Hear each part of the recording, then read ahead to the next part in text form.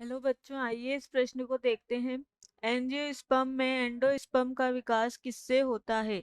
हमारे विकल्प हैं। विकल्प ए माइक्रोपाइलर पोलर केंद्र, विकल्प बी है चेलेजर पोलर केंद्र, विकल्प सी है द्वितीयक केंद्रक, विकल्प डी है जाइगोट।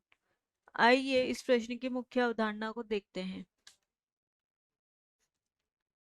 इस प्रश्न में हमसे पूछा गया है कि एंजियोस्पर्म में जो एंजियोस्पर्म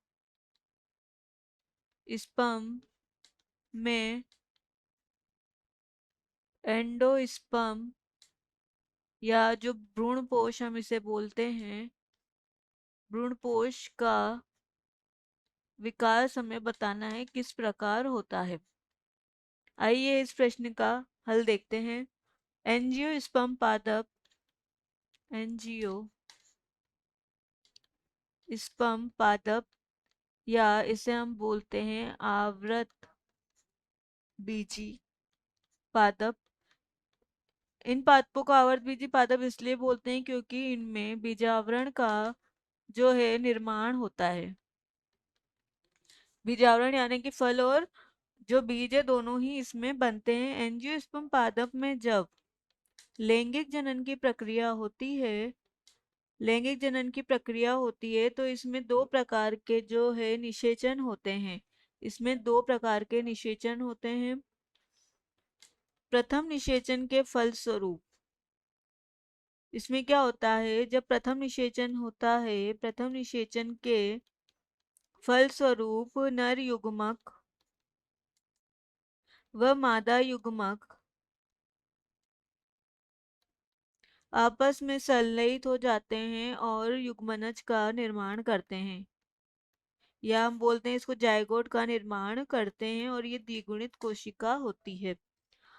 जब एंजियोस्पर्म में जो लैंगिक जनन होता है, इसमें जब दूसरा विभाजन होता है तो दूसरे विभाजन के फलस्वरूप जिसे हम बोलते हैं द्विनिषेचन, द्विनिषेचन के फलस्वरूप क्या होता है, जब द्विनिषेचन होता है एंजियोस्पर्म पादप में, आवर्त बीजी पादपों में, तो हम बोल सकते हैं द्विनिषेचन की प्रक्रिया में दो ध्रुवीय केंद्रक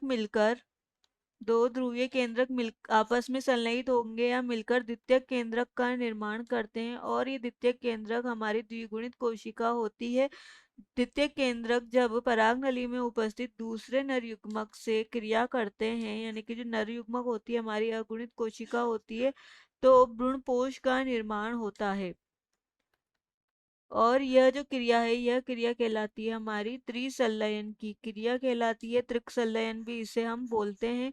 और ये भ्रूणपोष होता है हमारा ट्रिप्लोइड, जो टेट्राप्लोइड हम इसे बोलते हैं, ट्रिप्लोइड होता है, सॉरी ट्रिप्लोइड जो होता है यह भ्रूणपोष ट्रिप्लोइड होता है। अतः हम बोल सकते हैं जो एंजियोस्पर्म या आवर्तबीजी पादप होते हैं उनमें द्वितीयक केंद्रक का निर्माण जो है, एंडोस्पर्म का विकास जो है द्वितीयक केंद्रक से होता है। भ्रूणपोष को हम यहाँ एंडोस्पर्म लिखते हैं, भ्रूणपोष को हम एंडोस्पर्म बोलते हैं। यानी कि हम बोल सकते हैं जब द्विनिषेचन की क्रिया होती है तो द्वितीयक केंद्रक और नर युग्मक आपस में मिलकर संलयित होकर भ्रूणपोष का निर्माण करते हैं, और ये भ्रूणपोष क्या करता है, भ्रूण को पोषण प्रदान करने का कार्य करता है। अब देखते हैं हमारे विकल्प। पाइलर पोलर केंद्र, जो माइक्रोपाइलर पोलर केंद्र होता है, यह जो केंद्र बीजांड द्वार की तरफ होता है, तो यह विकल्प हमारे गलत है।